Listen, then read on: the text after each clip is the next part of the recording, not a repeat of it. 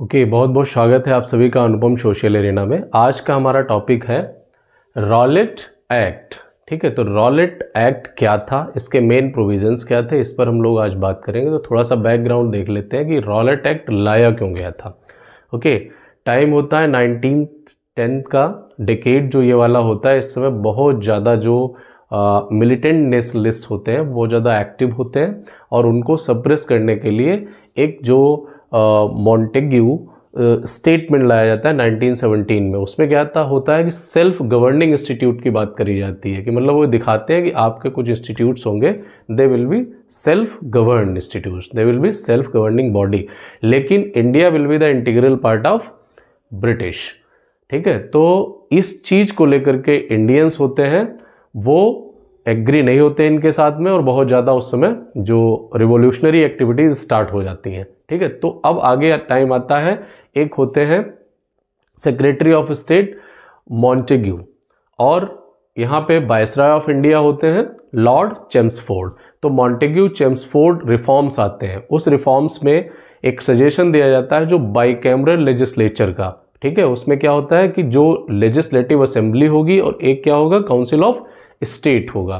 ठीक है, जो सेंट्रल जो बॉडी है वो इस तरह से बाइकैमरल हो जाएगी, और दूसरा जो हमारा प्रोविंशियल बॉडी होगी। ठीक है, प्रोविंशियल गवर्नमेंट की बात हो रही है, तो वहाँ पे ड्वेल गवर्नमेंट की तरह काम किया जाएगा। ठीक है, डायरकी की तरह काम किया जाएगा, और उसमें जो सब्जेक्ट होंगे वो दो टाइप के होंगे, एक होंगे जो आपके रिजर्व्ड सब्जेक्ट और एक होंगे ट्रांसफर्ड सब्जेक्ट। ठीक है, तो reserved subjects will come under governor direct, और गवर्नर किसकी बॉडी होगी, सेंट्रल गवर्नमेंट की बॉडी की तरह काम करेगा, रिप्रेजेंटेटिव ऑफ सेंट्रल गवर्नमेंट। ठीक है, और उसके पास में जितने भी मेन सब्जेक्ट होंगे वो उसके पास आएंगे, चाहे वो आपका कम्युनिकेशन हो, चाहे वो एक्सटर्नल अफेयर्स हो, चाहे वो पुलिस हो। ठीक है, तो इस टाइप के इंपॉर्टेंट सब्जेक्ट उसके हाथ में दे दिए गए, और जो इलेक्टेड बॉडी थी, मिनिस्टर्स थे, उनके पास में बहुत ही कॉमन सब्जेक्ट रखे गए थे। ठीक है, चाहे वो हेल्थ हो, एजुकेशन हो, इस टाइप के बड़े कॉमन सब्जेक्ट उनके पास दे दिए गए थे।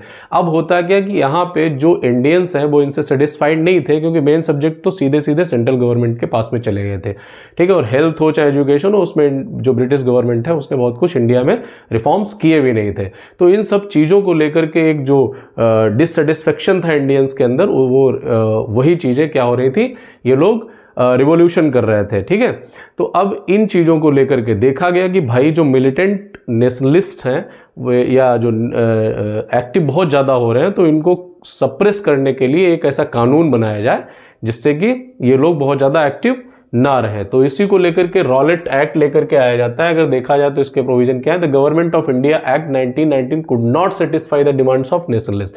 जो मैंने अभी आपको बताया कि गवर्नमेंट ऑफ इंडिया एक्ट 1919, उसी में ये जो ड्वेल गवर्नमेंट का सिस्टम आता है और जो बाइकैमरलिज्म का सिस्टम आता है, तो इससे इंडियन सेटिस्फाई नहीं थे।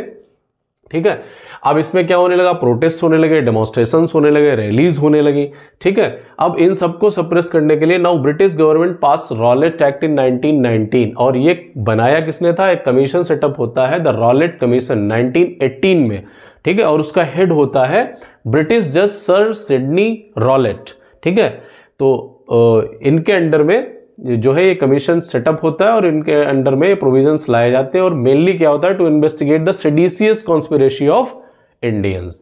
जो सेडिशियस मतलब क्या होता है कि जो राजद्रोह टाइप की जो कॉन्स्पिरेसी है, षड्यंत्र हैं, उनको जो है इन्वेस्टिगेट करने के लिए ये कमीशन बनाया जाता है। अब इसका जो ऑफिशियल नाम होता है रॉलेट एक्ट का, popularly it was known as Rowlatt act, but the official name of this act was the anarchical and revolutionary crimes act 1919। इसको याद रखना है। ठीक है, और इसका मेन एम क्या था, mainly aim to look into the militant nationalist activities. ठीक है, जितने भी एक्टिविस्ट होंगे उनको 2 साल के लिए, ठीक है, बिना किसी मतलब चाहे वो सस्पिशन के बेस पे उनको क्या कर दिया जाएगा, जेल में डाल दिया जाएगा। ठीक है, विदाउट एनी ट्रायल।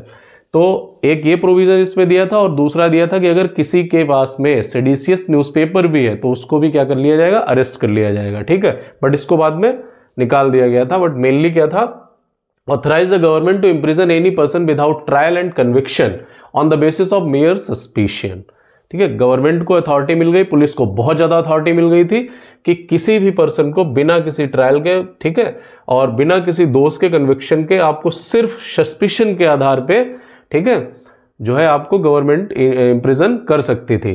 तो इसका बड़ा ही फेमस जो कोटेशन आता है, ठीक है, नो दलील, नो वकील, no appeal, no please, no lawyer and no appeal. ना आप कोई दलील कर सकते हो, ना कोई वकील कर सकते हो, ना ही कोई अपील कर सकते हो, ठीक है, आपको अरेस्ट किया जाता है तो। ओके, एंड अगर देखा जाए तो मेनली किसके अगेंस्ट हो रहा था, ये पहले तो जितने भी एक्टिविस्ट थे सबके अगेंस्ट हो रहा था। बाद में जो पॉलिटिकल लीडर्स थे, ठीक है, पॉलिटिकल एक्टिविटीज के ऊपर भी बैन लगा दिया गया और उनको भी अरेस्ट करके जेल भेजा जाने लगा था, ठीक है। तब जो है जो लीडर्स थे वो भी एक्टिव हो गए under the leadership of Gandhi ji. Then Gandhi ji called for a nation wise protest against the draconian law in April 1919, ठीक है, एक ड्रैकोनियन लॉ की तरह इसको ट्रीट किया गया और इसको अप्रैल 1919 में इन्होंने बहुत बड़े प्रोटेस्ट, नेशन वाइड प्रोटेस्ट के लिए कॉल की।